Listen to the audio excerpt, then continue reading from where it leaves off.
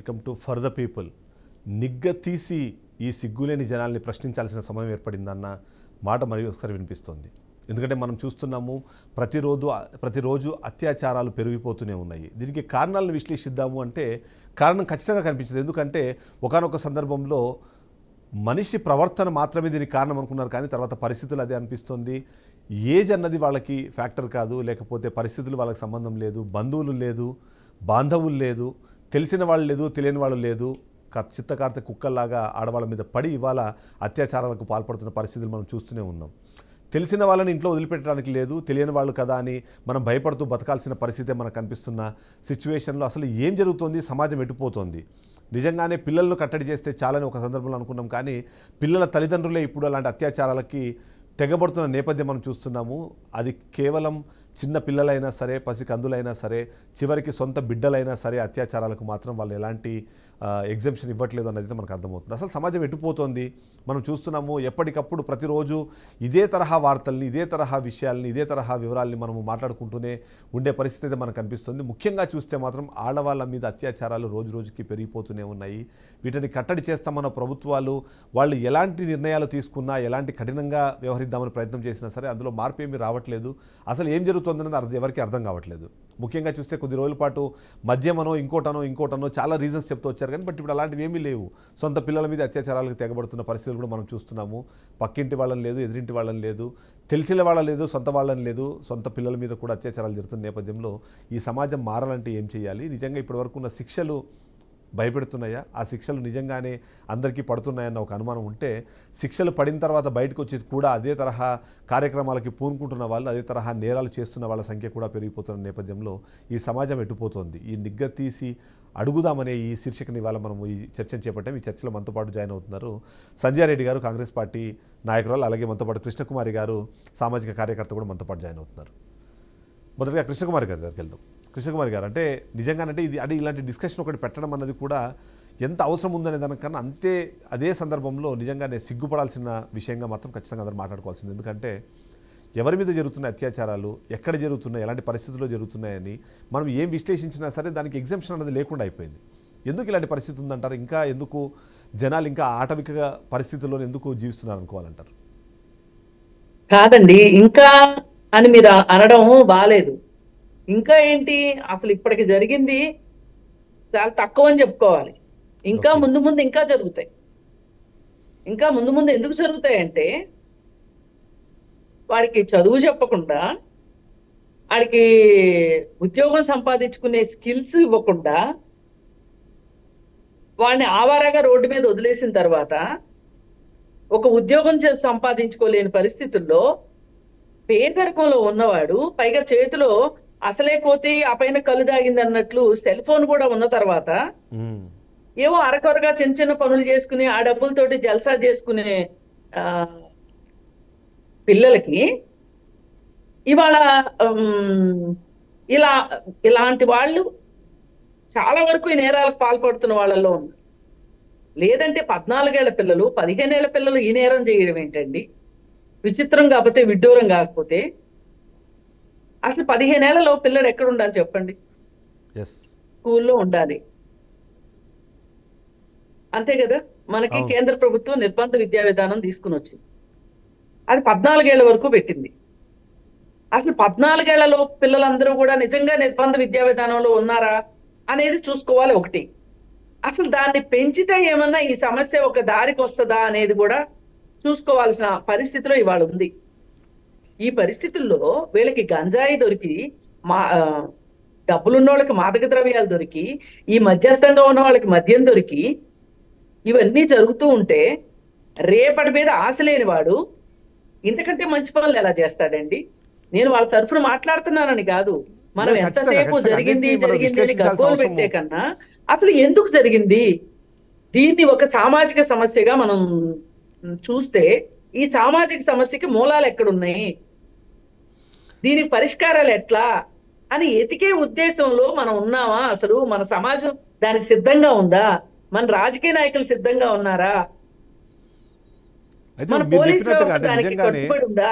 ఒకప్పుడు మనం వార్తలు చూసినప్పుడు ఏంటంటే చిన్న పిల్లలు అంటే 8 సంవత్సరాలు 5 సంవత్సరాలు 4 సంవత్సరాలు 3 సంవత్సరాలు ఆడపిల్లల మీద పెద్దవాళ్ళు అత్యాచారాలు చేశారన్నది వినేవాళ్ళం. ఇప్పుడు ఇది రివర్స్లో జరుగుతుంది. ఇప్పుడు మీరు అన్నట్టుగా 12 13 అదేనండి. సంవత్సరాలు 14 సంవత్సరాల పిల్లలు ఇప్పుడు కూడా 12 ఏళ్ళు 13 ఏళ్ళు 14 ఏళ్ల వయసులో వాళ్ళు అప్పుడే 13 నుంచి వాళ్ళు టీన్స్ లోకి వస్తారు. అవును.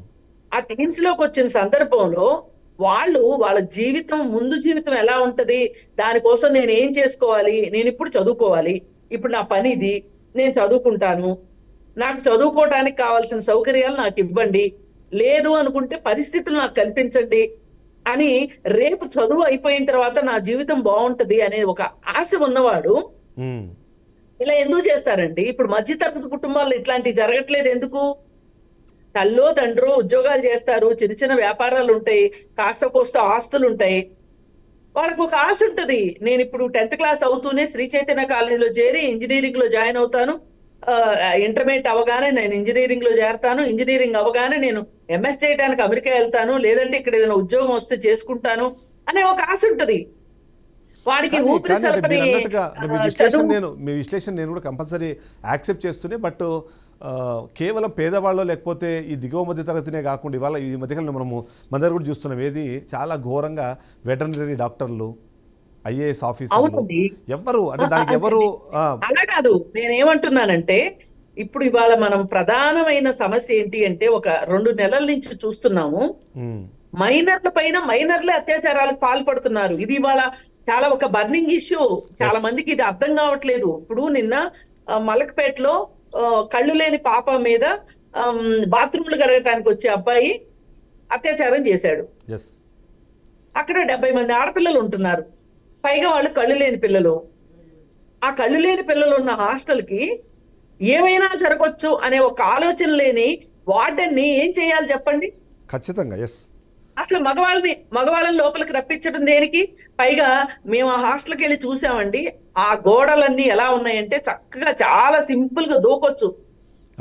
అసలు కనీసము ఫెన్సింగ్ లేదు గోడల మీద. అలాగే బిల్డింగ్ అంతా పాత పడిపోయింది.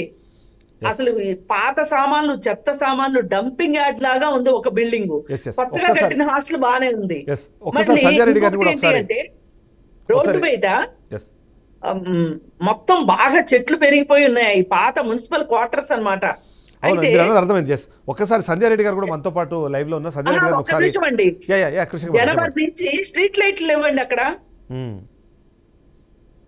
అసలు ఎంత మేము రాత్రి 9 వరకు 9:30 వరకు ఆ హాస్టల్ దగ్గర ఉన్నాము. ఆ రోజు ఎంత చీకటి అంటే అంత చీకటి.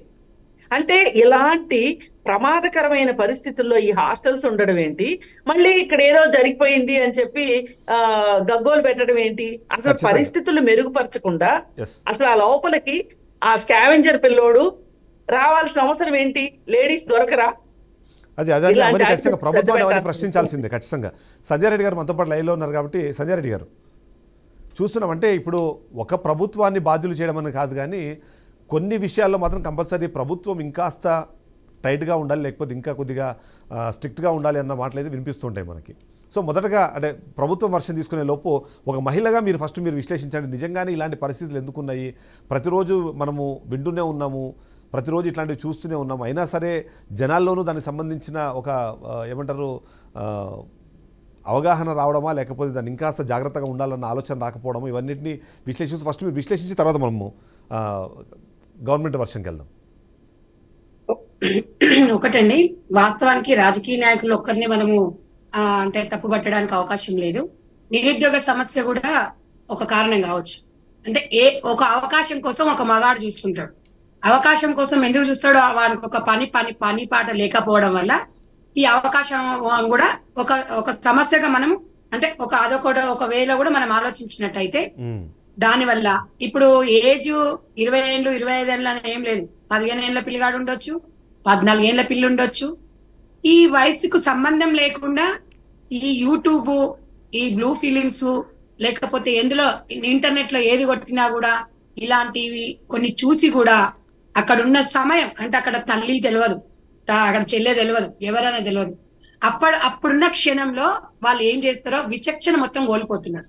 ఇవన్నీ కూడా కొన్ని మనం నియంత్రించాల్సిన అవసరం అయితే గవర్నమెంట్ మీద తప్పనిసరిగా ఉంది. ఎందుకంటే చిన్న పిల్లలు ఇప్పుడు యూట్యూబ్ లో మీరు ఏం కావాలన్నా, గూగుల్లో ఏం కొట్టాలన్నా కూడా మీకు ప్రపంచం మొత్తం మీ చేతిలో ఉంటుంది. ఇలాంటి దాంట్లో కొన్ని అంటే నియమ నిబంధనలు పెట్టి ఒక పాస్వర్డ్ లేకపోతే నిజంగా ఇది వీళ్ళది మొత్తం అంటే ఈ క్రైమ్ వాస్తవానికి ఏంటంటే మన భారతదేశంలో అలాంటి సైట్స్ అన్ని పాన్ సైట్స్ అన్ని మన దగ్గర బ్యాన్ ఉన్నాయి. కానీ వాటిని చూడడానికి వేరే అవకాశాలు ఉండడం, లేకపోతే ఆ టెక్నికల్ దాంట్లో గ్లిచెస్ ఏవైతే ఉంటే వాటిని యూజ్ చేసుకొని వాడి యాక్సెస్ వచ్చేసింది. ఇప్పుడు మరీ దరిద్రానికి ఏమైపోయిందంటే అది పక్కన పెడితే ఇవాళ సినిమాల్లోనో లేకపోతే ఓటీటీ కంటెంట్లోనో లేకపోతే అంటే యాక్సెస్ ఉన్న ప్లేస్లోకి అది వచ్చేసింది. అడిగితే దానికి స్టోరీ డిమాండ్ అంటారు, లేకపోతే దాన్ని క్రియేటివ్గా చూపించే ప్రయత్నం అంటారు. ఏదైనా సరే వీళ్ళని రెచ్చగొట్టడానికి అయితే మాత్రము ఆప్షన్స్ చాలానే స్టార్ట్ అయిపోయినాయి. దాన్ని మనం ఎక్కడి నుంచి ఏమన్నది మనకు అర్థం కావట్లేదు. మిడ్ నైట్ తర్వాత కూడా కొన్ని టీవీలలో మిడ్ నైట్ మసాలా అని ఇవన్నీ ఏమవుతుందంటే పిల్లలు ఎడిక్ట్ అయిపోతున్నారు. అసలు ఏంటి ఇది విచ్చలవిడిగా. ఒకప్పుడు ఒక భార్యాభర్తలు సంసారం చేసుకోవాలి అంటే మన తాతల కాలంలో ఎప్పుడో చీకట్లు ఎప్పుడో ఉండేవాళ్ళు. ఇవాళ మొత్తము అసలు ఎప్పుడు ఎవరు ఎక్కడ ఉన్నారనేది తెలిసేది కాదు. ఈ రోజు ఎట్లయిపోయిందంటే 5th క్లాస్ పిల్లోడికి 3rd క్లాస్ అమ్మాయికి టోటల్ A to Z మొత్తం వాళ్ళకి ఇప్పుడు ఈ సంబంధాలు ఏదైతే ఉన్నాయో ప్రతి ఒక్క విషయం వాళ్ళకి తెలిసింది అంటే ఇంటర్నెట్ ద్వారానే. నేను అనేది ఏంటంటే చెడ్డది ఈ చెడ్డ విషయాలు ఇంత తొందరగా వైరల్ అవుతున్నప్పుడు మంచి ఎందుకు వైరల్ కావట్లేదు అనేది ప్రతి ఒక్కరి మీద బాధ్యత ఉంది. ఇప్పుడు ఒక పిల్లోడు తప్పు చేసినాడంటే కుటుంబంలో తప్పకుండా కుటుంబం బాధ్యత కూడా వహించాల్సి వస్తుంది. పరిస్థితుల ప్రభావం ఉండొచ్చు. అవకాశం కోసం వీడు నైట్ డ్యూటీలు చేసి వచ్చి పొద్దుగాల లేచినప్పుడు పక్కింట్లో ఎవరు లేకపోతే అమ్మాయి ఉందంటే అక్కడ ఉన్న పరిస్థితి ప్రభావం ఉండొచ్చు.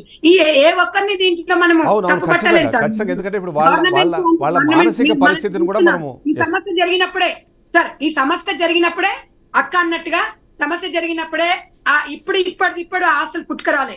హాస్టల్స్ ఎప్పటి నుంచో ఉన్నాయి. అది మరి అక్కడ ఉన్న పరిస్థితులను బట్టి ఎక్కడ ఆడపిల్లల మీద ఇంతకు ముందు కూడా చాలా హాస్టల్స్ లో చాలా వివిధ రకాల లైంగిక వేధింపులు అంటే హాస్టల్ ప్రిన్సిపల్సే కానివ్వండి, అక్కడ ఉన్న యాజమాన్యం కానీ అట్లాంటివి కూడా జరిగినాయి. మనం అనేది ఏంటంటే సార్ ఇలాంటివి జరుగుతున్నప్పుడు మనము నివారించాల్సిన అవసరం ప్రతి ఒక్కరి మీద బాధ్యత ఉంది. వీరేంద్ర గారు మనతో పాటు లైవ్ లో జాయిన్ అయ్యారు. తను కూడా ఒకసారి అంటే ఎందుకంటే ఆ మానసిక స్థితి ఎలా ఉంటుందంటే చాలా కీలకమైన పాయింట్ ఇక్కడ. ఎందుకంటే అవసరాలు, అవకాశాలు, పరిస్థితులు ఇవన్నీ పక్కన పెడితే ఏంటంటే వాళ్ళ మానసిక స్థితి. ఎందుకంటే మనం మాట్లాడుకుంటుంది అదే టీనేజ్ నుంచి ఇప్పుడే జస్ట్ యంగ్ ఏజ్కి వచ్చే మధ్యలో ఉన్న పిల్లలు చేస్తున్న ఈ అఘాయిత్యాల మీద మాట్లాడుతున్నాం కాబట్టి వీరేంద్ర గారు good evening. Good evening sir. అయితే మొత్తం మీద చూస్తే మాత్రం ఏంటంటే ఈ చిన్న పిల్లలను కూడా ఈ మధ్య అంటే మైనర్ల మీద అత్యాచారాలు పాల్పడము, లేకపోతే మైనర్లు ఇట్లాంటి ఇల్లీగల్ యాక్టివిటీస్లో పార్టిసిపేట్ చేయడం, ఇవన్నింటినీ చూస్తుంటే అసలు ఎందుకు వాళ్ళ మానసిక స్థితి ఏంటి అసలు? అంటే ఎక్కడో ఒక చోట ఏంటంటే చదువు మీద కాన్సన్ట్రేషన్ లేని వాళ్ళు, లేకపోతే ఈ మాదక ద్రవ్యాలకు లేకపోతే ఇతరత్ర వాటికి అలవాటు పడిన వాళ్ళు, ఎక్స్పోజర్ టు ఈ నెట్ అట్లాంటివి ఉన్న వాళ్ళు కూడా ఇలాంటివి కార్యక్రమాలు పాల్పడతారనేది ఒక అనుమానం. సో మీరేమంటారు? వాళ్ళ మానసిక స్థితి గురించి ఒకసారి మనం విశ్లేషించండి. అంటే ముందుగా మనం చూడాల్సిందండి ఇట్లాంటి ఇన్సిడెంట్స్ జరిగినప్పుడు దేర్ ఆర్ 3-4 రీజన్స్ ఉంటాయి. ఒకటి మనం సైకలాజికల్ ఫ్యాక్టర్స్, రెండోది సోషల్ అండ్ కల్చరల్ ఫ్యాక్టర్స్, మూడోది సిచ్యువేషనల్ ఫ్యాక్టర్స్. అంటే సిచ్యువేషనల్ ఫ్యాక్టర్స్ అంటే maybe they are drug and alcohol abusers అయి ఉండొచ్చు. సో ఈ 3-4 కారణాలతోటి వ్యక్తులు ఇట్లాంటి యాక్టివిటీస్ కి తెగబడతారు. రెండోది మనందరూ తెలుసు, ఇంతకుముందు వక్తలు కూడా అందరూ అంటున్నారు ఏంటంటే ఇంటర్నెట్ కి సంబంధించిన sexual content, adult content availability. And also when you consume regularly that content, so what happens, that mind tells you to do experiment. So they keep searching. See, whatever it is here, your body try to execute the same. So when you are content nu regular ga consume చేస్తూ ఉన్నప్పుడు, ఆ accessibility ఉన్నప్పుడు, then people start working for the targets, ఎక్కడ మనకి availability దొరుకుతుంది.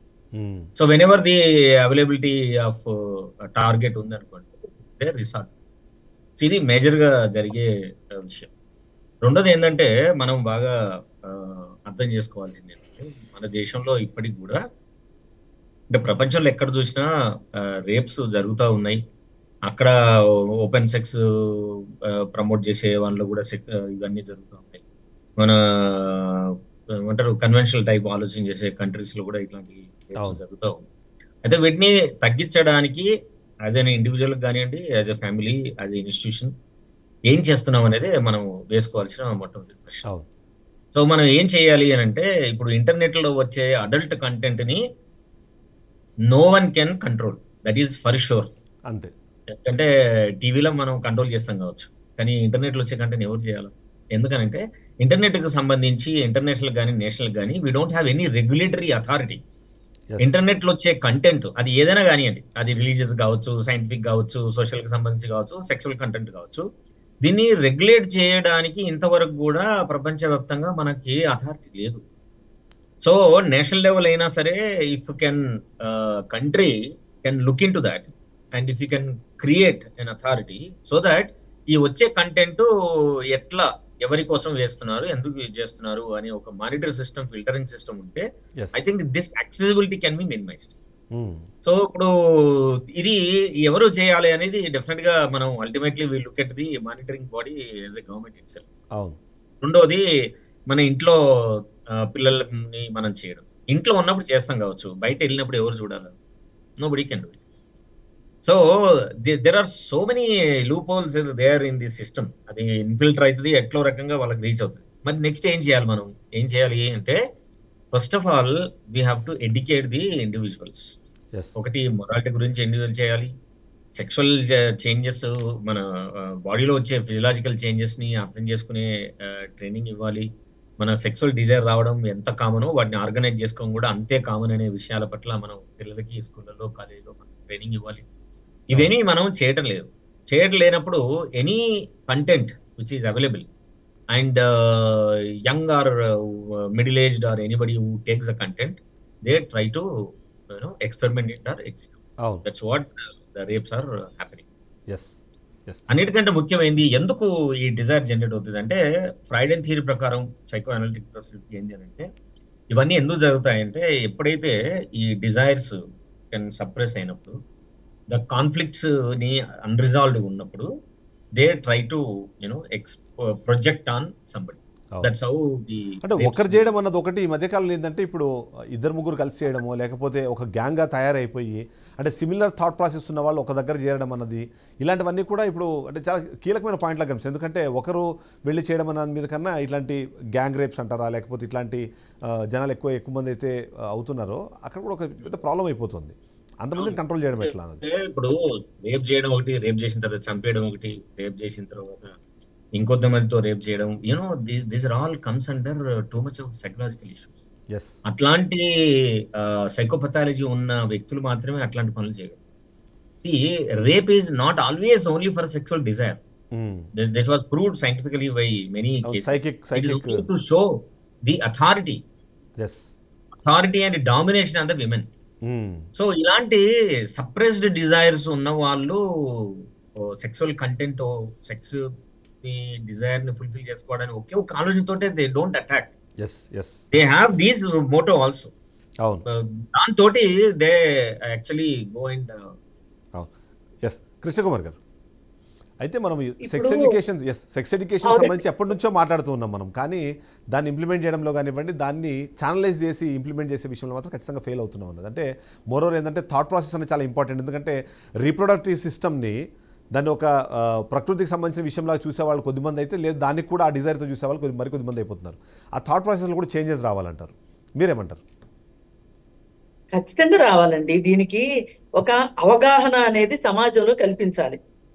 ఈ అవగాహన సమాజంలో కల్పించాలి అంటే అది ఎవరు చేస్తారు చెప్పండి? ఇప్పుడు మీరు, నేను, వీరేంద్ర గారు, ఇంకొకళ్ళు ఎంత మొత్తుకుంటే అవుతుంది చెప్పండి మీరు? అవ్వదు. ఇది ప్రభుత్వాలు పూనుకోవాలి. ప్రభుత్వాలు ఏం చేయాలి? ఇప్పుడు నిర్భయ చట్టం ఉంది. నిర్భయ చట్టం వచ్చినప్పుడు జస్టిస్ వర్మ గారు ఆయన కమిషన్ లో ఆయన కొన్ని మనకి ఏం చేయాలి అనేది మనకు ఒక ఉద్బోధ చేశారు. ఆ నివేదిక ఉంది. ఆ నివేదికని ఈ రోజుకి ఒక్క చోటైనా ఇంప్లిమెంట్ చేశారా చెప్పండి? గుండెల మీద చేసుకుని ఈ రాజకీయ నాయకుల్ని ఈ 10 ఏళ్ల కాలంలో ఎలా మాట్లాడి వస్తుందండి? మనం ఏమీ చేయకుండా. నిర్భయ చట్టంలో ఏం చెప్పారు? భారతదేశంలో స్త్రీని ఒక విలాస వస్తువుగా చూస్తారు. ఇప్పుడు నిర్భయ కేసులో నిందితులు కూడా అదే మాట చెప్పారు, మాకు రోడ్డు పైన మిఠాయి కనిపించింది తినకుండా ఉంటామా. అసలు మహిళల పైన వాళ్ళు చాలా కామెంట్స్ చేశారు ఆ నలుగురు. ఏమేం చేశారు వాళ్ళు? అర్ధరాత్రి 9ంటికి ఆడపిల్లకి ఏం పని? బాయ్ ఫ్రెండ్ తో కలిసి సినిమాకి వెళ్ళే అమ్మాయి మంచి అమ్మాయి అని ఎలా అనుకుంటారు? మరి మీరెందుకు అంత దాడి చేశారు, ఆమెను ఎందుకు అంత హింసించారు అంటే అక్కడ కూడా వాళ్ళ అథారిటీ చూపించుకున్నారు. అవును, అందులో కూడా మళ్ళీ ఒక మైనర్, అందులో కూడా ఒక మైనర్. ఏంటి అథారిటీ ఏంటి అంటే ఆమె మాకు సహకరించి ఉంటే అయిపోయి ఉండేది, ఆమె మాకు ఎదురు తిరిగింది, మాకు ఎదురు తిరుగుతుందా, అందుకే అంత హింసించామని చెప్పారు. ఇట్లా చాలా విషయాలు వాళ్ళు చెప్పారు. మన భారతదేశంలో మన దేశాన్ని మనం తిట్టుకోవటం కాదు, కానీ ఒక నేరం జరిగింది అంటే ఆ నేరానికి కారణాలు ఏంటి, ఒక నేరస్తుడిని తో మాట్లాడి అసలు అతన్ని ఈ పనికి పురుగొల్పిన విషయాలేంటి, అవును, ఎలా చేసావు, నువ్వు ఏమనుకుంటున్నావు, అసలు నీకు చట్టం తెలిసి చేసావా, చట్టం తెలియక చేసావా, ఇప్పుడు రేపొద్దున అబాస్ పాలవుతాను, కుటుంబం మొత్తం సమాజం ముందు దోషిగా నిలబడుతుందని చేసావా, ఏం చేసావు అనేది అతనితోటి మాట్లాడితేనే తెలుస్తుందండి. అలాంటి చెయ్యమని చెప్పి నిర్భయ చట్టంలో చెప్పారు. పాఠశాల స్థాయి నుంచి మీరు స్త్రీని ఎలా చూడాలి, ఏ దృష్టికోణంతో చూడాలి అనేది నేర్పించాలి అని చెప్పారు. మన భారతదేశంలో జెండర్ బయాస్ ఉంది, జెండర్ డిస్పారిటీ ఉంది. మహిళని తమతో సమానమైన ఒక వ్యక్తిగా చూడటానికి వాళ్ళు ఇష్టపడరు పురుషులు, ఇవన్నీ చెప్పారండి. మనం అసలు వీటి గురించి పాపం ఆయన జస్టిస్ వర్మ గారు ఎంతో పరిశోధన చేసి పైగా ఒక నిర్భయ ఫండ్ని క్రియేట్ చేసి ప్రతి రాష్ట్రానికి ఆ ఫండ్ని ఇచ్చి పాఠశాల స్థాయిలో అవగాహన కల్పించమని చెప్పారు. చట్టాలపైన అవగాహన, ప్రవర్తన నియమావళి మీద అవగాహన, ఇలా రకరకాలుగా చెప్పారు. ఏం చేశారు చెప్పండి ఈ 10 ఏళ్ల నుంచి? ఆ నిర్భయ ఫండ్ని వేరే అడ్డదిట్టమైన కార్యక్రమాలకు వాడుతున్నారు తప్పితే ఏమీ లేదు. ఈ రోజు చూడండి, మన హైదరాబాద్ లో 2 సంఘటనలు జరిగాయి. ఒకటి ఢిల్లీలో జరిగిన నిర్భయ లాంటి ఘటన ఒకటి జరిగింది. నిర్మల్ నుంచి బయలుదేరిన బస్సు ప్రకాశం జిల్లాకి వెళ్ళాలి. ఈ దారిలో ప్రయాణికులు ఎవరూ లేకపోయేసరికి ఆవిడ పైన ఆ బస్సు డ్రైవర్లు అత్యాచారం చేశారు. ఇప్పుడు చెప్పండి ఏం చెప్తారు? మామూలుగా అయితే బట్టలు సరిగా వేసుకోరు, ఆడవాళ్ళు హద్దు పొద్దు లేకుండా తయారవుతున్నారు, అదే ఈ 9 గంటలకు తిరుగుతారే తిరిగింది ఏంటి అనేవాళ్ళు. అలాగే ఒక లాయర్ కూడా సుప్రీంకోర్టులో ఈ చర్చలు జరుగుతున్నప్పుడు, వాదనలు జరుగుతున్నప్పుడు, అదే నా కూతుర్నైతే నేను చంపేసేవాడిని, తగలబెట్టేవాడిని అని చెప్పాడు. అంటే ఇలాంటి భావనలు ఉన్నప్పుడు ఇలాంటి ఘటనలుగా ఎలా జరుగుతాయి? ఇప్పుడు ఆవిడ తప్పేంటి చెప్పండి? బస్ ఎందుకంటే మనుషుల్లో ఉన్న ఆలోచనని సమాజానికి దాన్ని ఇంప్లై చేస్తూ సమాజంలో ఇలానే ఆలోచిస్తున్నారు, లేకపోతే ఇలా ఉన్నది అనే దాన్ని కొద్దిమందికి బాగా తీసుకెళ్తున్నారు. సరే అండి, ఇప్పుడు ఈవిడ సంగతి అయిపోయింది కదా. ఇప్పుడు వనస్థలిపురంలో ఒక హోటల్లో జరిగింది. ఆమె ఎవరితో వెళ్ళిందండి? ఫ్రెండ్. ఇప్పుడు మనం ఇమ్మీడియట్ గా మనం ఏం చేస్తామంటే ఒక జడ్జిమెంటల్ స్థాయికి వెళ్ళిపోతాం. ఏమని? అసలు అబ్బాయితో కలిసి హోటల్కి ఎందుకు వెళ్ళింది ఈ అమ్మాయి? ఎవరితో కలిసి వెళ్ళింది? బాల్య స్నేహితుడితో కలిసి వెళ్ళింది. ఆ స్నేహితుడు ఇంత మోసం చేస్తాడని ఆలోచిస్తుందా ఆ అమ్మాయి? కానీ ఇవాళ ఉన్న పరిస్థితిలో ఆలోచించాలనే చెప్తున్నా నేను, మహిళలకు కూడా, ఆడపిల్లలకు మరీ ముఖ్యంగా. మీరు ఎట్టి పరిస్థితుల్లోనూ మనం ఒక ప్రమాదంలో ఉన్నాము అనే ఒక జాగ్రత్తతోటైతే బతకాల్సిన అవసరం ఉంది ఈ పరిస్థితులు మారేంత వరకు. ఇవాళ సొంత అన్న చెల్లిని అత్యాచారం చేస్తున్నాడు, సొంత తండ్రి కూతురు మీద అత్యాచారం చేస్తున్నాడు. అలాంటిది ఇప్పుడు ఈ సంబంధాల కన్నా బాల్య స్నేహితుడు ఇంపార్టెంట్ కాదు కదా, అదేమి గొప్ప సంబంధం కాదు కదా, గొప్ప బంధం అయితే కాదు కదా. ఆడపిల్లలు కూడా ఎంతో కొంత జాగ్రత్తగా ఉండాలి. తల్లిదండ్రులు కూడా జాగ్రత్తగా ఉండాలి. అంటే నాకు తెలిసి ఆల్మోస్ట్ ఏంటంటే ఇప్పుడు ఆడపిల్లలు ఉన్న వాళ్ళు ఏం చేయాలి అంటే వీళ్ళని ఒక పంజరం లాంటి దాంట్లో బంధిస్తే తప్ప ఇక వాళ్ళని కాపాడుకోలేమేమో అని అనుమానం వచ్చేంత స్థాయికి మీరు అన్నట్టుగా. ఇప్పుడు మనకి ఇప్పుడు ఈ బస్సు సంఘటన ఉంది, ఈ బస్సు సంఘటన నివారించలేని విషయం. ఈ హోటల్ విషయం నివారించగలిగిందే ఇది. ఖచ్చితంగా yes, yes. నేను ఆ పాయింట్ యాక్సెప్టెడ్. నేరం చేసిన వాళ్ళని వెనకేసుకొస్తున్నానని కాదు. ఇప్పుడు ఇక్కడ పులి తిరుగుతుంది మనకు తెలుసు, ఈ పులిని జూలో పెట్టట్లేదు అని కూడా మనకు తెలుసు, మనకు రక్షణ లేదు అని తెలుసు. అప్పుడు మనం చేయాల్సిందేంటి? ఇప్పుడు సొంత తండ్రే కూతురు మీద చేశాడు అనే వార్త వినుంటది కదా ఈ అమ్మాయి. సొంత అన్న చెల్లి మీద అఘాయిత్యం చేశాడు అని వినుంటది కదా. సొంత బాబాయ్ చేశాడు, సొంత తాత చేశాడు, లేదా ఇంటి పక్క అంకుల్ చేశాడు అనేది వినుంటది కదా. మరి అలాంటప్పుడు చిన్ననాటి స్నేహితుడితో కలిసి హోటల్కి వెళ్తే ఏమైనా చేయొచ్చు అతను. అక్కడ ఇంకో కీలకమైన పాయింట్ ఉంది. మీరు అన్నట్టుగా నిజంగా అంటే డిఫెండ్ చేయడం అన్నది కాదు, కానీ అక్కడ మద్యం అన్నది చాలా కీలకమైన పాత్ర పోషించింది. వాళ్ళు మద్యం సేవించారనే మాట. సో ఇలాంటివన్నీ ఇన్ఫ్లుయెన్స్. ఇప్పుడు మద్యం లేకపోవచ్చు, ఆమె మద్యం మత్తులో ఉంది అనేది ఒక సాకు మాత్రమే. ఇప్పుడు బస్సులో మహిళ మద్యం తీసుకుందా? అవును, నిజమే. ఎస్, సంజయ్ రెడ్డి పరిస్థితులు కల్పించుకుంటారండి నేరం చేయదలుచుకున్న వాళ్ళు. ఇది చాలా స్క్రిప్టెడ్ ప్రోగ్రామ్ అతని దృష్టిలో. అతను కావాలని చేశాడు. అది ఆ కేసు నేను కూడా చూస్తే చాలా క్లియర్గా ఏంటంటే, నాకు స్పెషల్గా నువ్వేం పార్టీ ఇవ్వవా అని చెప్పి ఆమెని ప్రొవోకేట్ చేసి అక్కడ తీసుకెళ్ళి అతను ఆ కార్యక్రమాన్ని అయితే చేశాడన్నది మనకు అర్థమవుతుంది. అంటే అది అఘాయిత్యం పాల్పడాలన్నది అతను ముందుగానే నిర్ణయం తీసుకున్నాడు. అంటే నా ఉద్దేశం ఈ మన చుట్టూ ఉన్న పరిస్థితులు మారినంత వరకు మనకి ఒక చిన్న విషయం తెలియాలండి. మనం అపాయకరమైన ప్రదేశంలోకి వెళ్తున్నామా, మనకు ఆపదం ఉందా అనేది ఒక ఎస్టిమేషన్. ఇప్పుడు చదువుకున్న అమ్మాయి కూడా లేకపోతే ఎట్లా అండి? సంజయ్ గారు ఆలోచించాలి కదా. పరిస్థితులు ఇలా ఉన్నాయి మనకి. ఈ చుట్టూ ఉన్న పరిస్థితులు ఉన్నప్పుడు, మనల్ని రక్షించే వాళ్ళు ఎవరు లేనప్పుడు, మనల్ని మనం రక్షించుకోలేము అనుకున్నప్పుడు ఎందుకు ఆహుతి కావాలి? ఒక స్వేచ్ఛ పేరుతోనో లేకపోతే ఇంకోటో. ఇప్పుడు ఇంకొకళ్ళు వచ్చేసేసి మహిళకు ఆ మాత్రం బయటకు వెళ్ళే హక్కు లేదా? అదే అంటున్నా. ఇప్పుడు దానికి ఎవరికి వాళ్ళు వాళ్ళ వర్షన్ వినిపించే క్రమంలో ఫైనల్ గా నష్టపోతుంది మాత్రం మహిళ అన్నది మాత్రం మనకు అర్థమవుతుంది. ఒక బ్రేక్ తీసుకుందాం ఇక్కడ. బ్రేక్ తర్వాత సంజయ్ రెడ్డి గారు నేను మిమ్మల్ని మళ్ళీ తీసుకున్నాను. ఎందుకంటే ఇప్పుడు మనం అనుకుంటున్నట్టుగా అదే నేను నా ఇంట్రోలో కూడా చాలా క్లియర్గా చెప్పే ప్రయత్నం చేశాను. మనం విశ్లేషిద్దాం అంటే ఇది ఒక కారణం అని చెప్పడానికి అవకాశం లేదు. ఎందుకంటే ప్రతిరోజు ఒక కొత్త కారణం వస్తుంది, కొత్త పరిస్థితి క్రియేట్ అవుతుంది, లేకపోతే కొత్త తరహా ఆలోచన విధానం బయటకు వస్తుంది. సార్ దాన్ని ఎలా నివారించాలన్నది ఖచ్చితంగా ఎప్పటికీ అదొక ప్రశ్నగానే మిగిలిపోతుందని అనుమానం అయితే ఉంది. సంజయ్ రెడ్డి గారు ఇక్కడ మనం నిర్భయ చట్టం వచ్చినప్పుడు నిర్భయకు సంబంధించిన మాటలు మాట్లాడడం, తర్వాత ఆంధ్రాలో దిశ చట్టం అని ఒక చట్టం తీసుకొచ్చే ప్రయత్నం చేశారు, అప్పుడు మాట్లాడుకున్నాము. చట్టాల్లో మార్పులు రావాలి అనుకుంటున్నాం కానీ బట్ ఇక్కడ పరిస్థితుల్లో మాత్రం మార్పులు వచ్చే సిచ్యువేషన్ మనకు అసలు కనిపించట్లేదు. మనం మాట్లాడుతున్నట్టుగా ఎన్నో ప్రయత్నాలు జరుగుతున్నాయి. ప్రభుత్వాలు కూడా ఏదైనా చేంజ్ జరిగినప్పుడు దాన్ని ప్రజల్లోకి తీసుకెళ్లే ప్రయత్నం చేస్తున్నారు, కానీ మార్పు అయితే ఏం జరగట్లేదు. ఇంకా స్ట్రింజెంట్గా వ్యవహరించాల్సిన అవసరం ఉందంటారా గవర్నమెంట్స్? బికాజ్ ఎందుకంటే ఇప్పుడు తను చెప్పినట్టుగా పరిస్థితులు అన్నది మనం చెప్పేవి కాదు, కానీ కొన్ని చోట్ల మాత్రము నివారించే అవకాశం ఉన్నా సరే ప్రభుత్వాలు ముందుకెళ్ళాలి. ఒకటి సార్, నేను ఇందాక చెప్పినట్టుగా చట్టాలు చాలా ఉన్నాయి, ఎన్నో చట్టాలు ఉన్నాయి. తెలియని చట్టాలు ఎవరికి ఉన్నాయి? ఇవాళ ఈ రోజు ఇట్లా శిక్ష అవుతుంది, జైలుకి పోతాడు, రేపు వీళ్ళకి ఉరి శిక్ష పడుతుంది.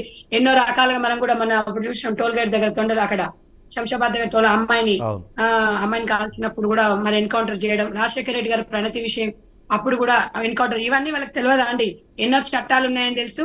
వాళ్ళ ఒకటంటే ఇప్పుడు పతనం అవుతున్న మానవత విలువలు, దీనికి మెయిన్ కారణము పతనం అయిపోతున్నాయి. మనుషుల మధ్య కేవలం ఆర్థిక సంబంధాలే ఉన్నాయి, విచ్ఛిన్నం అవుతున్న వివాహ బంధాలు కూడా. అంటే ఇవి అంటే కర్ణుని సావుకి 1,00,000 కారణాలు అన్నట్టుగా ఇవన్నీ అంటే వివాహ సంబంధాలు కరెక్ట్ లేకపోవడము, ఈ మద్యానికి బానిసై గంజాయి, ఎన్ని రకాలుగా గవర్నమెంట్ ఉక్కుపాదం మోపుతున్నా మళ్ళీ ఎక్కడి నుంచో గంజాయి రవాణా చేయడము, మళ్ళీ స్కూళ్ళల్లో ఇంట్లో తల్లిదండ్రుల పర్యవేక్షణ కూడా పిల్లల మీద అంతగా లేకపోవడం కూడా. అంటే అదే అని నేను చెప్పను, దీంట్లో కొన్ని విషయాలు సొసైటీ గురించి, తల్లిదండ్రుల సొసైటీ గురించి, సమాజం గురించి, టీచర్స్ కానీ వాళ్ళకి చెప్పే విషయాలు కూడా కరువైపోయినాయి. అంటే ఇప్పుడున్న బిజీ షెడ్యూల్లో ఈ అంటే సమాజం ఎట్లుంటది, సొసైటీలో ఆడవాళ్ళతో ఎలా ఉండాలి, ఒక మానవత విలువల గురించి చెప్పే అంత టైం కూడా ఇక్కడ ఎవరు లేకుండా. ఒక చిన్న అబ్జర్వేషన్ ఇవాళ రేపు ఆడపిల్లలకి మనం గుడ్ టచ్ బ్యాడ్ టచ్ అనే ఒక అలవాటు అయితే చేస్తాం. ఇప్పుడు చాలామంది తల్లిదండ్రులు ఇప్పుడు ఆడపిల్లలకి అయితే గుడ్ టచ్ బ్యాడ్ టచ్ గురించి మాట్లాడుతున్నాం, కానీ మగపిల్లలకి ఇంకా గుడ్ థాట్ బ్యాడ్ థాట్ అన్న దాన్ని ఇంకా నేర్పించట్లేదు అన్నది అయితే చాలా మందిలో ఉంది. నేను అదే చెప్తున్నానండి. ఇప్పుడు ఆడపిల్లలు ఉన్నారు, ఆడపిల్లలు మనం రక్షించుకోవాలా మీరు అంటున్నారు. ఇక్కడ ఆడపిల్లలు వన్ సైడే చూస్తున్నారు తప్ప అట్ ద సేమ్ టైం చేసేది తప్పు మగవాడు. నా కొడుకు ఏదో ఉద్ధరిస్తాడు, నా కొడుకు రేపు నన్ను ఏదో జాస్తాడు, అనే ధోరణి పేరెంట్స్ చూస్తున్నారు. ఆ కొడుకు పుట్టిన తర్వాత పెరిగి పెద్దయి మంచిగా అయిన తర్వాత అప్పుడు మురవాలి. ఏదో కొడుకు పుట్టంగానే వాడు దేశద్రోహి అవుతాడా, రౌడీ అవుతాడా, గుండా అవుతాడా, సాఫ్ట్వేర్ అవుతాడా, ఇంజనీర్ అవుతాడని ఆలోచిస్తలేరు. పుట్టంగానే వాడు ఒక మొగోడు, ఆడు మొగోడు పుట్టిండు, నా ఇంటికి ఇంకేముంది వారసుడు వచ్చిండు. ఈ ఆలోచన విధానంలో కూడా ప్రతి వాళ్ళను కూడా రావాలి. అసమానము రాజకీయ. ఇప్పుడు నేను ఇంకొకటి అండి, ఈ ఆలోచన విధానంలో మార్పు రాకపోతే ఇంకా ఎన్ని దశాబ్దాలు కానివ్వండి ఇలాంటివి జరుగుతూనే ఉంటాయి. నేను ఒకటండి, సోషల్ మీడియాలో ఈ సెక్స్ కథల గురించి దాంట్లో గురించి వింటున్నప్పుడు వాళ్ళు విచక్షణ కోల్పోతారు. ఇవన్నీ కూడా మనం ఆలోచించాలి. మానవత వీళ్ళ ప్రతి ఒక్కరికి ఫ్యామిలీస్ ఉంటాయి, ప్రతి ఒక్కరు అక్కజల్లు ఉంటారు ఇళ్లలో. అన్నిటికి మించి తప్పు చేసిన పేరెంట్స్ వీళ్ళందరూ ఉంటారు కదండి. మా వాడు తప్పు చేసిండు, మా కొడుకుదేనా అని చెప్పేసి, అంటే అది అనకూడదో అనొచ్చో నాకు తెలియదు కానీ పొలిటికల్ రాజకీయాలలో కూడా ఇట్లాంటి విషయాలలో ఇలాంటి వాళ్ళని మనము రక్షించకూడదు. అంటే మా కొడుకు తప్పు చేసినాడు అన్న, రాజకీయ నాయకులు మమ్మల్ని రక్షించండి, మా కొడుకుని పేరు తెప్పియండి, మా కొడుకును పక్కకు అప్పడియండి, కేసు వెనుకకు తీపియండి, ఏదో మనోడికి తప్పైంది అనే విధంగా కూడా కొంతమంది పేరెంట్స్ కొడుకులు తప్పులు చేస్తే తల్లిదండ్రులు దీనికి బాధ్యులైపోయి రాజకీయ వ్యవస్థ వాళ్ళని కాపాడదు అనే ఇది వచ్చిందంటే కనీసం తల్లిదండ్రులు ఎంతో కొంత మేబీ ఈ తప్పు చేస్తే రాజకీయ వ్యవస్థ కూడా మమ్మల్ని కాపాడలేదు. కానీ ఈ ఎమ్మెల్యే మాకు తెలుసు, ఈ ఎంపీ మాకు తెలుసు, మా ఇంటికి వచ్చిండు, మన ఆయన పోతాడు, ఎమ్మెల్యేలు ఎంపీలు పిల్లలే అలాంటి కార్యక్రమాలు పాల్పడుతున్నప్పుడు ఇంకా ఎక్కడ దాకా వెళ్తామన్నది. ఎస్ తప్పకుండా సార్. నేను అనేది ఏంటంటే ఇలాంటివి ఒక్క కారణంగా సార్ దీన్ని ఆలోచించినట్టయితే కొంతమంది నీట్ గా ఇప్పుడు క్యాబ్లలో సాఫ్ట్వేర్ జాబ్ కి వెళ్తున్నారు, క్యాబ్లలో క్యాబ్ డ్రైవర్లు, అది అమ్మాయి తప్పు కాదు కదా, తన పని తను చేసుకుంటూ వెళ్తుంది. ఒక అమ్మాయి స్కూల్కి వెళ్తుంది, బిస్కెట్ చాక్లెట్ ఇస్తాను పిలిచి అత్యాచారం చేస్తున్నాడు. ఒక మహిళ బస్సులో పోతుంటే రేప్ చేస్తారని ఎవరైనా అనుకుంటారా సార్? మీరే చెప్పండి. నేను అనేది ఏంటంటే ఈ 1.25 కారణాలు ఏ రకంగా అవుతున్నాయో దీనికి అందరం కూడా బాధ్యతగా తీసుకొని మనం ముందుకోవాల్సిన అవసరం ఉంది. సమాజం నిజంగా స్కూలన్నా ఒక మానవత్వ విలువలు అంటే ఏంది, ఒక కుటుంబ వ్యవస్థ అంటే ఏంది అనేది కూడా చెప్పాల్సిన అవసరం లేదు. వీరేంద్ర గారు, ఇక్కడ అందరికీ వచ్చే ప్రశ్న ఏంటంటే మన ఇంట్లో పిల్లలే ఉంటారు, మామూలుగా ఉంటారు, కానీ బయటకు వెళ్ళిన తర్వాత ఇట్లాంటి కార్యక్రమాలు పాల్పడతారు అన్నది ఎవరికి తెలియకుండా జరిగిపోతున్నాయి. కానీ ఎక్కడో కొన్ని సిమ్టమ్స్ వెళ్ళినంత మాత్రాన నీ కొడుకు ఆడకుండా నీ బిడ్డ కాకుండా పోదు కదా, పిల్లలు ఎక్కడ పోతుండ్రో ఆరా తీయాలి. నేను ఒక క్వశ్చన్ అడుగుతాను, మీకు అర్థమవుతున్నప్పుడు నేను ఆ పాయింట్ ఎందుకంటున్నాను వీరేంద్ర గారు. అంటే ఆ మార్పులు చిన్న మార్పులు ఉంటాయి, వీటిని గమనిస్తే మీ పిల్లలు డేంజర్లో ఉన్నారు లేకపోతే ఆ థాట్ ప్రాసెస్లోకి వెళ్తున్నారు అన్న దాన్ని గుర్తించడానికి ఏమైనా సిమ్టమ్స్ ఉన్నాయా వీరేంద్ర గారు? మీరు అనుకుంటారు, మీకు విషయం తెలియదు, బీటెక్ స్టూడెంట్ స్కూల్కే పోతున్నాడు, కాలేజ్కే పోతున్నాడు వీళ్ళు అనుకుంటారు. ఆ సబ్జెక్ట్ ఫెయిల్ అయిన తర్వాత అంటే ఏమంటే వీరేంద్ర గారిని సైకలాజికల్ ఇష్యూలో అంటే ఆ యాంగిల్లో మనం అడుగుదాం ఒకసారి. ఎందుకంటే ఇప్పుడు ఖచ్చితంగా పిల్లల్లో చిన్న మార్పులు లేదా బిహేవియరల్ చేంజెస్ ఏవైతే ఉన్నాయో వాటి నుంచి మనం గుర్తించే అవకాశం ఉందన్నది ఒకసారి వీరేంద్ర గారు. ఇంతకుముందు మనం మాట్లాడుకుంటే ఏం చెప్పామంటే there are psychological reasons will be there. అట్లా హీనెస్ గా చేసే వాళ్ళ స్టేట్ ఆఫ్ మైండ్ ఎప్పుడైనా సరే అట్లాంటి పనులు తెగబడడానికి అవకాశం ఉంటుంది. అయితే ఈ సైకలాజికల్ ఇష్యూస్ ఉన్నది నిజంగానే మనం రేపుకు సంబంధించి, సెక్సువాలిటీకి సంబంధించి, సెక్షువల్ క్రైమ్స్ కి సంబంధించి మనం గుర్తించగలుగుతాం అంటే it's very difficult, it's not possible. ఇప్పుడు సైకోపథాలజీ ఉందనుకోండి, ఒక క్రిమినల్ యాక్టివిటీ ఉంది, that you can definitely identify. ఎందుకంటే అట్లాంటి వ్యక్తులు ఇంట్లో బయట కూడా చాలా కంపల్సివ్ ఉంటారు, చాలా ఇంపల్సివ్ డెసిషన్ తీసుకుంటారు, చాలా అగ్రెసివ్ మూమెంట్స్ ఉంటాయి, లేదు టోటల్ ఐసోలేషన్ ఉంటుంది, చాలా సస్పీషియస్ గా బిహేవ్ చేస్తారు. ఇట్లాంటి సిమ్టమ్స్ కనబడినప్పుడు డెఫినెట్ గా మనం suggest the parents that they must take the help of a psychologist or psychiatrist అని చెప్తాం. అయితే ఈ రేపులకు సంబంధించి మనము అవేర్నెస్ తీసుకురావడానికి ఇన్స్టిట్యూషన్స్ లో ఫస్ట్ సెక్సువాలిటీ, సెక్స్ వీటికి సంబంధించిన అవేర్నెస్ ప్రోగ్రామ్స్ చేయాలి. మనకి 10th క్లాస్ లో రిప్రొడక్టివ్ సిస్టమ్ మీద లెసన్స్ ఉన్నాయి. అన్ఫార్చునేట్లీ ఏంటంటే some of the teachers they feel very little hesitant to talk about it in the class room.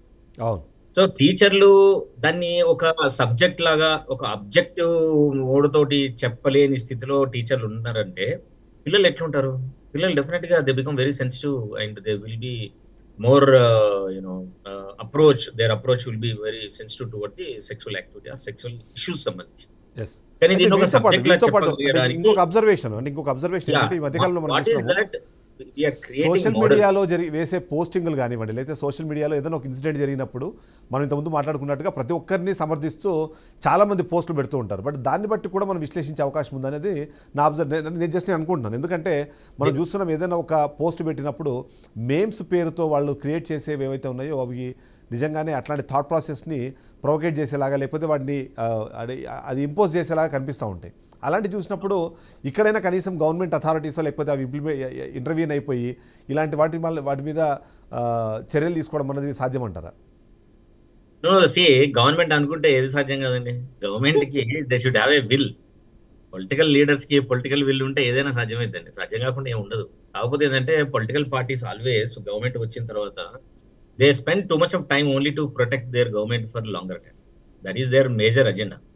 Election అయిన కొద్ది నిమిషాల నుంచే నెక్స్ట్ ఎలక్షన్ గురించి ఆలోచిస్తారట. That is how the politicians are.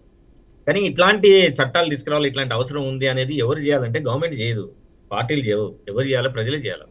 మీరు ప్రపంచంలో కానీ దేశాల్లో కానీ మన దేశంలో కానీ చాలా యూజ్ఫుల్ చట్టాలు ఇవన్నీ కానీ ప్రభుత్వాలు చేస్తే రాలేదు. ప్రజలు పోరాడి ప్రజలు వాళ్ళ కన్సర్న్స్ ని ప్రభుత్వం మీద బల్లగుద్ది చెప్పి మెడల్ నుంచి చేయించారు. కాబట్టి అట్లాంటి ఆలోచననే మళ్ళీ సమిష్టిగా ప్రజలందరూ అనుకొని ప్రతి కాలేజీ స్కూల్ యాజమాన్యాలు మీద ప్రజలు ఎప్పుడైతే తల్లిదండ్రులు ఎప్పుడైతే ఒత్తిడి చేస్తారో అది ప్రభుత్వానికి వినిపిస్తుంది. అప్పుడు ప్రభుత్వం చేస్తుంది, చేయకుండా ఉండదు. కాబట్టి ముందు ఈ అవేర్నెస్ చాలా ఇంపార్టెంట్. ఏంది స్కూల్ కాలేజీ లోపల వీటికి సంబంధించిన అవేర్నెస్ చేయడం. రెండో as a community meetings, apartments కానివ్వండి లేదా యాజ్ ఎ కమ్యూనిటీకి సంబంధించి కానీ దీనికి సంబంధించి రెగ్యులర్ గా మనం దీని గురించి చర్చించడం, దాని గురించి అభివృద్ధి తీసుకురావడం, రిపోర్ట్ చేయడం. మూడోది మీడియా ఎట్లా ఉంది, రైట్? టీవీ కానివ్వండి, సినిమాలు కానివ్వండి, వీటికి సంబంధించి కంటిన్యూస్ గా మనం దీని పట్ల అవేర్నెస్ క్రియేట్ చేస్తే నెక్స్ట్ జనరేషన్ డెఫినెట్ గా they don't resort to these kind of activities. కాబట్టి తర్వాత లీగల్ అండ్ పోలీస్. సో ఈ సిస్టమ్ కూడా అంతే పకడ్బందీగా చేసినప్పుడు మనం 4 రకాలుగా అంటే ఒక కాంప్రహెన్సివ్ మోడల్ ని మనం తయారు చేస్తే డెఫినెట్ గా వాటిని మినిమైజ్ చేయండి. చేయకుండా ఎట్లుంటుంది? గవర్నమెంట్ ఏం ఆలోచిస్తుంది అంటే this is not their agenda. If you go put it in front of them also they think that ఎప్పుడో ఒకసారి పెద్ద ఇన్సిడెంట్ జరిగినప్పుడు అందరూ రెస్పాండ్ అవుతారు. మీరు అన్నట్టుగా పెద్ద ఏదైనా ఇష్యూ అయిందంటే రెస్పాండ్ అవుతారు. అది నిజంగా జనాల్లో ఏదైనా జరిగింది అంటే ఆ 2-3 రోజుల వరకు అది నేను మాతో సహా మీడియాతో సహా నేను అందరినీ దీంట్లో బాధ్యత చేస్తాను. ఎందుకంటే ఆ 2-3 రోజులు దాని మీద డిస్కషన్ జరుగుతుంది. ఆ తర్వాత దాన్ని పట్టించుకునే నాదుడు ఎవరు ఉండలేని పరిస్థితి అయిపోతుంది. ఎస్. అయితే ఇక్కడ కృష్ణకుమార్ గారు, ఇక్కడ నా పాయింట్ ఏంటంటే ఇప్పుడు మనము జంతువుల్ని కాపాడుకుందాము, గోవుల్ని కాపాడుకుందాము, ఇట్లాంటివి చాలా ఆర్గనైజేషన్స్ వచ్చేస్తున్నాయి. కానీ మన ఆడపిల్లల్ని మనం కాపాడుకుందామనే ఆర్గనైజేషన్స్ కూడా రావాల్సిన అవసరం ఏమైనా కనిపిస్తుందా మీకు? అలా కాదండి. మన ఆడపిల్లల్ని మనం కాపాడుకోవాలి అనేది ఎలా వస్తుంది చెప్పండి? మన ఆడపిల్లని మనం కాపాడుకోవాలి అంటే మన మగపిల్లలు కూడా నా పాయింట్ అదే చెప్పాను. ఇప్పుడు నేను మన పిల్లల్ని మనం కాపాడుకోవాలనే క్రమంలో అమ్మాయిల మీద అత్యాచారాల మీదే కాకుండా అబ్బాయిలు కూడా మీరు బిహేవ్ చేయకూడదు అనే విషయాన్ని కూడా మనం చెప్పాల్సిన అవసరం అంటున్నా. అట్లా అంతే. అలా కాదు. ఇప్పుడు మనము ఈ పోయిన నెల ఈ నెల 2 రాష్ట్రాల్లో కలిపి ఒక 15 సంఘటనలు బాగా బాధించే సంఘటనలు జరిగాయని మనం చూసుకుందాం. ఈ 15 సంఘటనల్లోనూ ఎవరైతే నిందితులు ఉన్నారో ఒక రకంగా వాళ్ళు కూడా బాధితులేనండి. అసలు ఒక 15-16 సంవత్సరాల్లో పిల్లాడు ఈ క్రైమ్ చేశాడు అంటే అసలు వాడి భవిష్యత్తు ఎలా ఉండిపోతుంది చెప్పండి? రేపటి నుంచి వాడి మీద ఏముంటది? ఇప్పుడు ఈ ఎవరైతే బాధితులు ఉన్నారో వీళ్ళకి జీవితాంతం దీనికి సంబంధించిన వ్యధ బాధ అన్నీ ఉంటాయి, నేను కాదనట్లేదు. కానీ ఇది తల్లిదండ్రులు ఆలోచించాలి. ఇప్పుడు మా అబ్బాయి ఒక నిందితుడైతే సమాజంలో రేపేంటి మా అబ్బాయి పరిస్థితి ఏంటి అని మగపిల్లలు కూడా కాపాడుకోవాల్సిన పరిస్థితిలో ఇవాళ సమాజం వెళ్ళిపోయింది.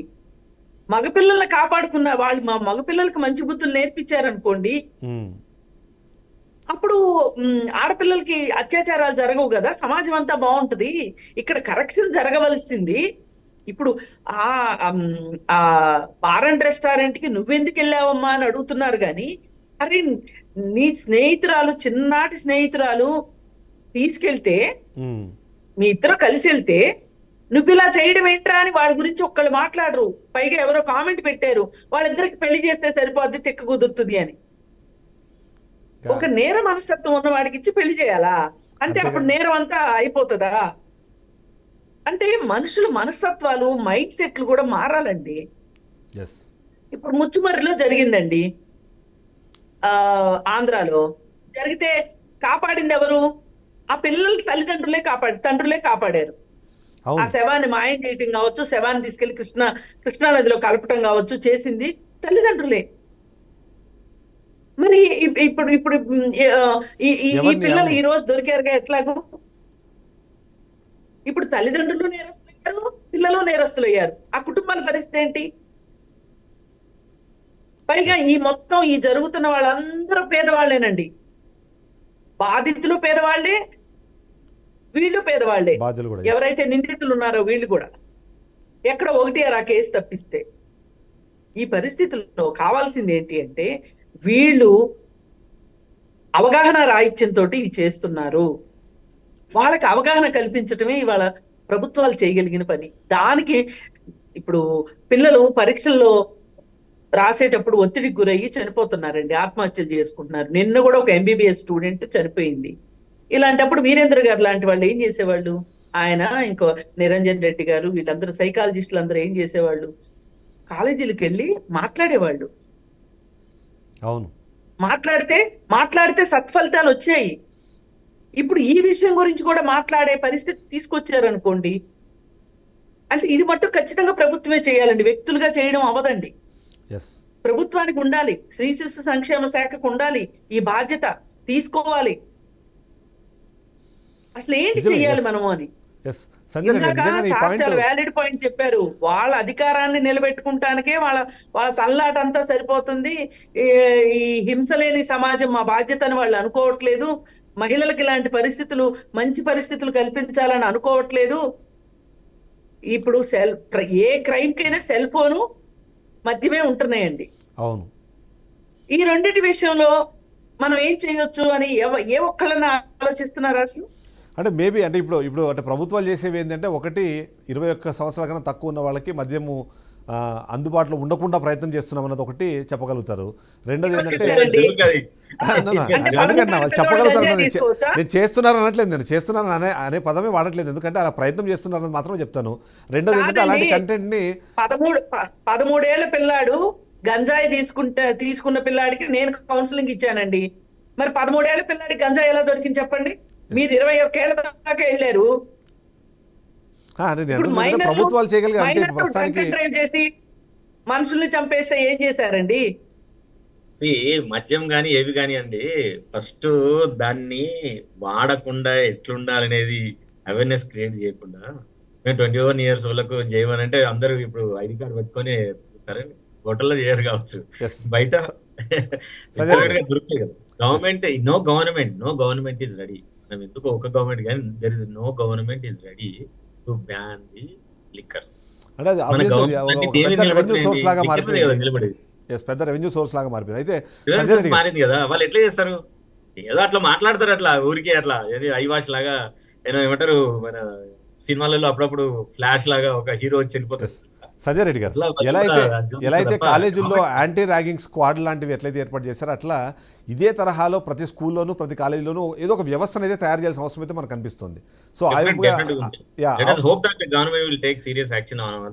అందుకే సంజయ్ రెడ్డి తల్లిదండ్రులు కూడా భాగస్వామ్యులు చేయాలండి ఇక్కడ. అవును, ఇప్పుడు పేరెంట్ టీచర్స్ కమిటీలు ఉన్నాయి. ఆ పేరెంట్ టీచర్స్ కమిటీల్లో అసలు ఈ పిల్లలు ఎవరి పిల్లలైనా పిల్లలే. ఆ పిల్లలు మనం చెప్తే వినట్లేదు అంటే ఇంకొంచెం వినే వాళ్ళతోటి మాట్లాడిపించాలి. ఇప్పుడు సైకాలజిస్టుల అవసరం చాలా ఉంది వాళ్ళ సమాజంలో, గైడెన్స్ కోసం, మంచి చెడు గురించి. ఎందుకంటే తల్లిదండ్రులు చెప్పలేని పరిస్థితిలో ఉంటున్నారు. ఎందుకంటే వాళ్ళ పనులు, వాళ్ళకి ఒక్కొక్క తరగతిలో ఒక్కొక్క రకంగా బిజీగా ఉన్నారు తల్లిదండ్రులు. డబ్బులున్న వాళ్ళు ఒక రకంగా, మధ్య తరగతి వాళ్ళు ఒక రకంగా, పేదవాళ్ళు ఒక రకంగా. మరి అలాంటప్పుడు మరి మన సమాజం ఎటెళ్తది అనే ఒక ఆలోచన ఉండాలి కదా. కనీసం సంజయ్ రెడ్డి గారు, సార్ నేను అనేది ఏంటంటే ఇప్పుడు సార్ చెప్పినట్టుగా అక్క చెప్పినట్టుగా వాస్తవాలు, కాకపోతే ఒక పిల్లోడు పరిస్థితి నిజంగా ఇప్పుడు సేవ్ అంటే మన బిడ్డను మనమే రక్షించుకోవాలన్నట్టుగా మన కొడుకుని మనమే రక్షించుకోవాలి. మన కొడుకు మీదనే ఈ బాధ్యత ఉంటది. అరే తను సిస్టర్ అన్నట్టుగా హోటల్కి వెళ్ళినప్పుడు ఆ అమ్మాయినే మీరు పాయింట్ అవుట్ చేస్తున్నారు సమాజం కూడా. అరే నువ్వు ఎందుకు పోయినావు అని వాళ్ళ తల్లిదండ్రులు కూడా అడగలేదు. మగాడండి మస్తుపోతాడు, ఆడదానికి సిగ్గుండొద్దా అని అడుగుతారు. అంటే ఈ ఆడ మగ అనే తేడాతోని ఇంకొకటి అండి, ఒక స్టూడెంట్ ఒక వాడి వ్యక్తిగత విషయమే కానివ్వండి, ఎలాంటి వ్యక్తి అనేది ఒక తల్లికి తెలుస్తుంది, స్కూల్లో ఒక టీచర్ కి తెలుస్తుంది. మీ పిల్లోడు ఇలా చేశాడండి అని మీరు అన్నట్టుగా ఇవాళ టీచర్లో అంటే I'm sorry to say this, but టీచర్లు అందరూ ఏంటంటే మనకి ఎన్ని మార్కులు వస్తున్నాయనే విషయం మీద మనతో డిస్కస్ చేస్తున్నారు తప్ప పేరెంట్స్ దగ్గర వాడి సైకలాజికల్ ఇష్యూసో లేకపోతే ఇంకో రకమైన ఏదైనా వేరే చేస్తుంటే వాడి గురించి మాట్లాడలేదు. మీ వాడికి ఇన్ని మార్కులు తక్కువ వచ్చాయి, ఇంకో మార్కులు రావడానికి మీరు ఈ పని చేయండి, ఎక్కువ హోంవర్క్ చేయించండి, ఎక్కువసేపు మీరు కూర్చోబెట్టి రాయించండి, చదివించండి, ఈ విషయాల గురించి డిస్కషన్ చేస్తున్నారు. సార్ ఇప్పుడు కాంగ్రెస్ గవర్నమెంట్ లో ఇప్పుడు పేరెంట్స్ తర్వాత ఇంకొక SLF అని మహిళా సంఘాలకు సంబంధించి ఒక స్కూల్ హెడ్ మాస్టర్, ఈ మూడుకు అనుబంధంగా రిలేటెడ్ గా కంపల్సరీ మీటింగ్ అనేది ఏర్పాటు చేసుకోవాలనేది కఠినంగా చెప్పింది.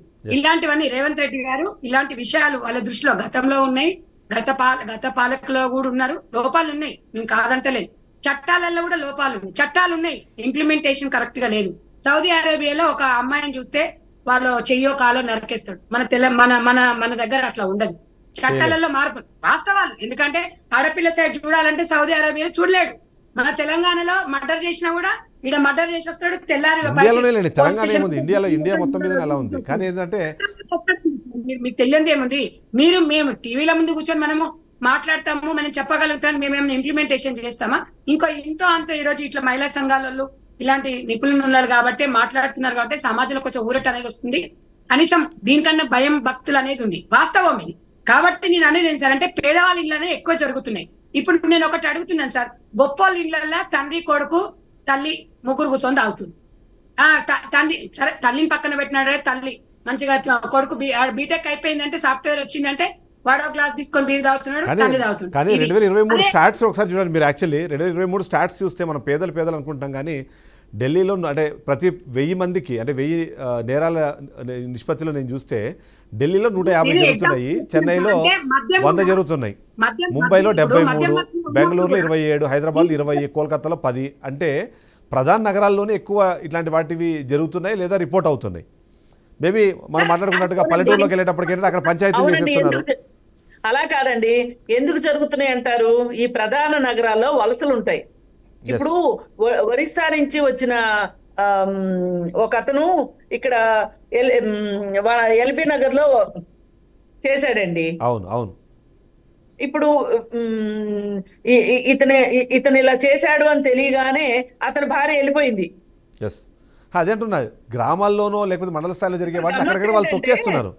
అలా కాదండి, ఊరు పెద్దలు పంచాయతీలు చేసేస్తున్నారు, క్లోజ్ చేసేస్తున్నారు. కాదండి, శంషాబాద్ లో ఒక కానిస్టేబుల్ కూతురు మీద ఇంటి పక్కవాడు అత్యాచారం చేశాడండి. వాడికి తెలుసు ఇతను పోలీసు ఉద్యోగం చేస్తున్నాడని. ఇంకెక్కడ భయం? వేరే రాష్ట్రం వాడు చక్కన పారిపోయాడు. ఇప్పుడు ఈ ఢిల్లీ కావచ్చు, హైదరాబాద్ కావచ్చు, కోల్కతా కావచ్చు, ఈ నగరాల్లో ఎందుకు జరుగుతుంది అంటే ఎక్కడి నుంచో వస్తారు. ఆ వచ్చిన వాళ్ళకి లోకల్ గా, ఇప్పుడు లోకల్ వాళ్ళు అనుకోండి ఎంతో కొంత ఆలోచిస్తారు అని ఇంతకుముందు మనకు గుడ్డి నమ్మకం ఉండేది. ఇప్పుడు అది కూడా పటాపంచలు అయిపోయింది అనుకోండి. సొంత తండ్రి కూతురు మీద చేస్తుంటే ఇంకేం చేస్తున్నాం మనం? అయితే వీళ్ళు ఈ ప్రధాన నగరాల్లో జరగడానికి కారణం అది. సరే, ఎలా జరిగిన కారణాలు ఏవైనా సరే అసలు ఇది ఒక సమస్య, దీనికి పరిష్కారం ఏంటి అని చెప్పి ఒకప్పుడు అండి జూబ్లీ హాల్లో నాకు బాగా గుర్తు, 2014కి ముందు డే లాంగ్ ప్రోగ్రామ్ జరిగేదండి మహిళల మీద అత్యాచారాలు, క్రైమ్ మీద. National bureau of crime records రాగానే పెట్టేసేవాళ్ళు ఇక్కడ మీటింగ్ పెట్టి మహిళా సంఘాలని అందరినీ పిలిచి, ఇట్లాంటి సైకాలజిస్టులు అందరినీ పిలిచి ఏంటి చేద్దామని చెప్పి మాట్లాడేవాళ్ళు. ఇప్పుడు వేయండి 10 ఏళ్ళు అయింది అలాంటి మీటింగ్ జరిగి. మహిళా కమిషన్ చైర్పర్సన్ లేదు, అది ఇది కాదంటే మహిళా మంత్రి లేకుండా ఈ 10 ఏళ్ల కాలంలో జరిగిన దారుణం జరిగిన దాని వల్లనే ఇవాళ ఇంకా మనం ఎంత అనుభవిస్తున్నాం. డ్రాప్ అవుట్స్ విపరీతంగా ఉన్నారు మనకి. వీరేంద్ర గారు 30% డ్రాప్ అవుట్స్ ఉన్నారండి. ఈ డ్రాప్ అవుట్ అయిన వాళ్ళంతా ఏం చేస్తున్నారని ప్రభుత్వం ఏమన్నా ఆలోచిస్తుందా అసలు? స్కూల్ బయట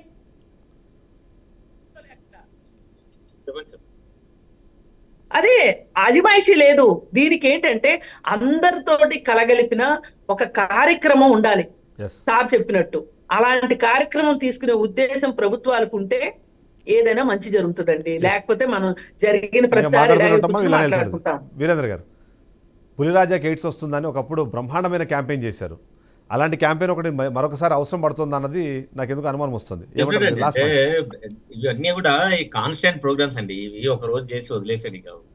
అండ్ మన బేసిక్ కరికులంలో ఎడ్యుకేషన్ కరికులంలో ఏంటంటే ఎన్ఈపిలో కూడా ఆ ఎలిమెంట్ లేదు. ఏంటంటే ఎమోషనల్ కంటెంట్, అంటే వ్యక్తి చైల్డ్ నుంచి అడల్ట్ గా మారే వచ్చే ఉద్వేగాలు, శరీరంలో వచ్చే మార్పులు, వీటికి సంబంధించి మనం ఎట్లా అర్థం చేసుకోవాలి, మనకు వచ్చే ఇర్రేషనల్ ఎమోషన్స్ ఏంటి, మనకున్న ఇర్రేషనల్ బిలీఫ్స్ ఏంటి, వీటిని ఎట్లా మనం కరెక్ట్ చేసుకొని మనం చెక్ చేసుకోవాలి. మనకు వచ్చే ఆలోచనలు, మన బ్రెయిన్ అందరూ ఏమనుకుంటారు, మన బ్రెయిన్లో ఏదొస్తే అదే నిజం అనుకుంటారు. కానీ బ్రెయిన్ అట్లా కాదు. బ్రెయిన్ కి నిజంగా ఏదో అబద్ధం ఏదో తెలియదు. మనకున్న కాన్షియస్నెస్ విల్ డిసైడ్ నీకు వచ్చే ఆలోచన తప్ప రైటా అని. ఆ కాన్షియస్నెస్ ని మనము, ఆ చైతన్యంలో మనిషిలో ఉన్న చైతన్యముని మనం ఉద్దీపన పరిచి మన ఆలోచన ఇది తప్పు, ఇది రైటు, ఇది చేస్తే బాగుంటుంది అనే ఒక ట్రైనింగ్ మనం పిల్లలకి ఎప్పుడు ఇవ్వగలిగితే అది బెటర్ అవుతుంది. అది ఇవ్వాలంటే ఏం చేయాలా? ఫస్ట్ థింకింగ్ స్కిల్స్ మీద ట్రైనింగ్ ఇవ్వాలి. ఈ మాడ్యూల్స్ అన్ని మనం కరికులంలో డిజైన్ చేస్తే వ్యక్తి తనకొచ్చే అంతర్గతంగా వచ్చే సమస్యలు కానివ్వండి, లేదు బహిరంగంగా వచ్చే సమస్యలు కానివ్వండి, ఎదుర్కోవడానికి కలిగే నైపుణ్యాలను నేర్చుకొని తను ఒక బెటర్ హ్యూమన్ బీయింగ్ గా మారడానికి అవకాశం. అట్లా లేనప్పుడు ఇట్లాంటి క్రైసిస్లు సమాజంలో వస్తాయి, వాడికి వస్తాయి, కుటుంబానికి తీసుకొస్తాయి. At the same time everybody starts feeling insecure about the situation. Thank you Virendra గారు, thank you very much Krishnakumar గారు, thank you very much Sandhya Reddy గారు. మొత్తానికి చూస్తే మాత్రం దీనికి సొల్యూషన్ ఒకటే దగ్గర కనిపిస్తుంది. కుటుంబ వ్యవస్థలో మార్పులు రావాల్సిందే. ఖచ్చితంగా పిల్లలతో ఎప్పటికప్పుడు మాట్లాడుతుండాలి, వాళ్ళలో వచ్చే మార్పుల్ని గమనిస్తుండాలి. విద్యా వ్యవస్థలో మార్పులు రావాలి. ఆ మార్పుల ద్వారా పిల్లలకి ఏది మంచి ఏది చెడు అన్నదాన్ని ఖచ్చితంగా వాళ్ళకి నేర్పించి వాళ్ళ సొంతంగా ఆలోచించే స్థాయిలో వాళ్ళ స్కిల్స్ని మనం పెంపొందించాలి. అంతేకాకుండా చట్ట వ్యవస్థలో కూడా మార్పులు రావాలి. అప్పుడే ఆ చట్టం చాలా సీరియస్గా ఉంది అనుకున్నప్పుడు ఆ నేరాలు చేసినప్పుడు ఎంతో కొంతమంది భయపడతారు అన్నది. ఇవన్నీ కాకుండా మన సామాజిక వ్యవస్థ, సమాజంలో కూడా మార్పులు రావాలి. తప్పు జరిగినప్పుడు ఎవరైతే అక్కడ బాధితులు ఉన్నారో వాళ్ళ వైపు నిలబడి మాట్లాడము నేర్చుకోవాలి. అంతేకాకుండా వాళ్ళని విక్టిమైజ్ చేసి చూడడంతో మనం ఆపేయాలి తప్ప వాళ్ళని కూడా మనం క్రిటిసైజ్ చేసే స్థాయికి దిగజారకుండా ఉంటే నిజంగానే ఇలాంటి మార్పులు వస్తాయి. ఇది వాళ్ళ షో. రేపటి షోతో మళ్ళీ కలుద్దాం. Stay tune.